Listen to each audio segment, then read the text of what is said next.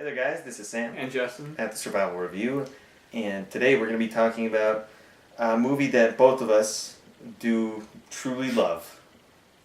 the original, the Texas Chainsaw Massacre. Yeah. From 1974. 74. Mm-hmm. I thought it was 78. That was Halloween. That was hell. And Dawn of the Dead. Yes. Okay. Now this movie just has so much about it that I love. It's simple, yet just fantastic. Mm-hmm. Mainly the reason I love it is just the feel it gives throughout the whole experience. The whole movie is so uncomfortable to watch. It's just so. The one word that people always bring up when they watch this movie is gritty, mm-hmm. and that's the best word to describe it. It's just a really gritty feeling movie. It's just got that feeling to it that just makes you feel cringe. like dirty while watching Exactly. it. It's one of those crazy. movies that you watch and you want to take a shower afterwards, because it's just it's creepy. Yeah. The thing I remember the most about the movie is when I first watched it, is that I was just watching it because it was October and I like horror movies and I hadn't seen it, so I'm like, yeah, I'll throw it on. And by the end, I didn't have any, I wasn't hyped or anything, I didn't watch it with any expectations, I just watched it. And I remember at the end just being like, what did I just watch? I was speechless. I was like, okay, catch my breath for a second. That was insane. Yeah. The first time I watched it was actually with Justin. We did a marathon of... was it a marathon? I don't know. No, maybe we just watched it, but we watched that and the second one, and we'll talk about that later. Mm-hmm. I just enjoyed it right off the bat. Right from the get-go, I love the movie. Yeah. So the plot is pretty simple. Right, so apparently there's been these grave robberies going on throughout Texas, and nobody's really sure what's going on. That's the opening scene, which is awesome. The opening credits, it's awesome. Just fantastic. And so these kids are apparently related to somebody who's... Or they don't really know. They just want to make sure. Oh yeah. I think it was something where they knew somebody that was in this in the cemetery. In the cemetery where these grave robbings were going on. So they wanted to check to make sure their family member was still buried. And that wasn't really their main mistake. Their main mistake was picking up a hitchhiker on their way there, which led to a lot of bad things. But then the group, they go to this house that one of their uncles owned. Just it was just I don't know why you want to say that house was awful. Well, first I would like to mention the scene with the hitchhiker. Yes, the scene with the hitchhiker is the most uncomfortable, almost really in the movie. It's the most uncomfortable thing on the planet. Just when he. It's just I don't want to ruin anything, but you're just you're on the edge of your seat. What's this guy gonna do? Exactly. You know he's crazy. You know he's crazy right from the very beginning. They knew he was crazy, and they still picked him up. Yeah. But it's just so creepy feeling and uncomfortable the whole way through, and it's fantastic. So then after they get to the house and they're just hanging out there, and then some people go wandering around. They come across this other house. Yeah, this other sort of farm. Yeah, farmhouse. And they go up because they needed gas. That was the whole reason why they were staying at this house, is because their car ran out of gas and the gas station didn't have any. So they go to this house to see if anybody has gas, and that was their second big mistake.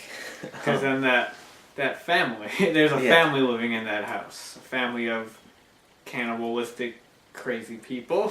Yeah.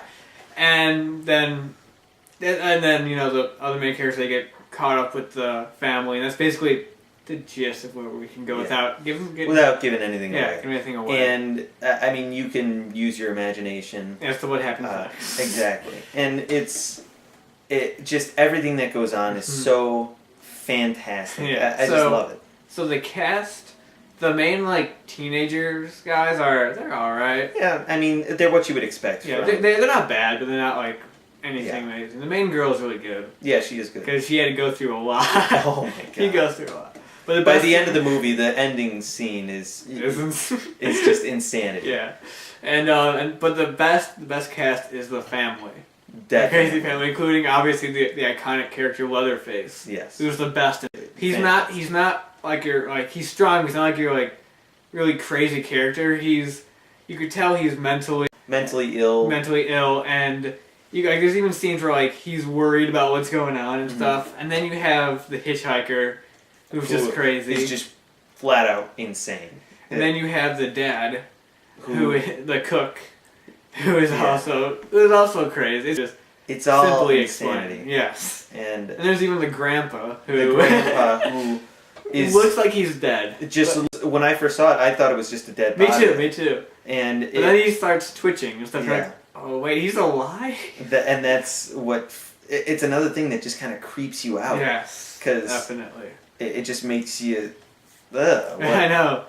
And most of the movie is just this main girl, her being like pretty much tortured by these guys, and it's just a descent into madness. And it's great. It's fantastic. A good thing about the movie is that the crazy thing is that the movie's actually not gory. No, not really. There's violent deaths. Oh yes. But it's all off camera. Like a person gets put onto a meat hook and stuff like that. But it's all off camera. Because actually, back in the day, the director Tobe Hooper was actually trying to get this movie a PG rating, which put it in perspective, there wasn't a PG-13 back then, so it was PG or R. So PG then was probably the equivalent of a PG-13 now, like a movie like Jaws, which is pretty much a PG-13 now.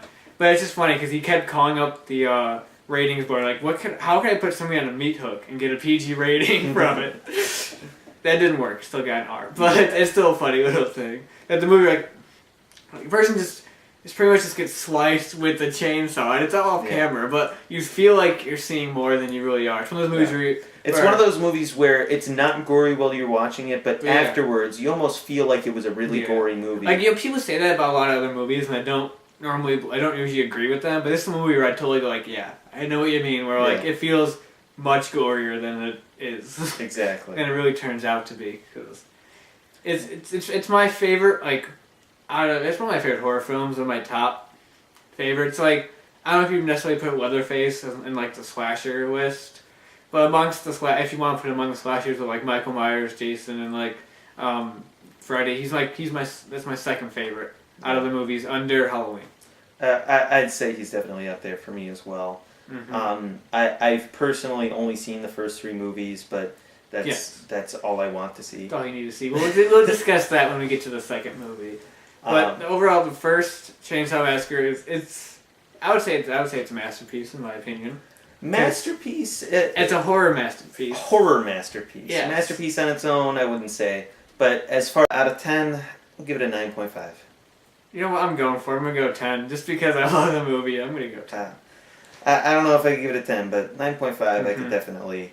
I mean, it's a fantastic film. I'm not expecting everybody to give it a 10, but it's not, and it's definitely not for everyone. I know plenty of people. It's not for everyone who don't like this movie at all. But like my brother who watched it, I was so excited for him to watch it. And he gets back to me, and he goes like, "That was all right," and I'm like, "Ugh."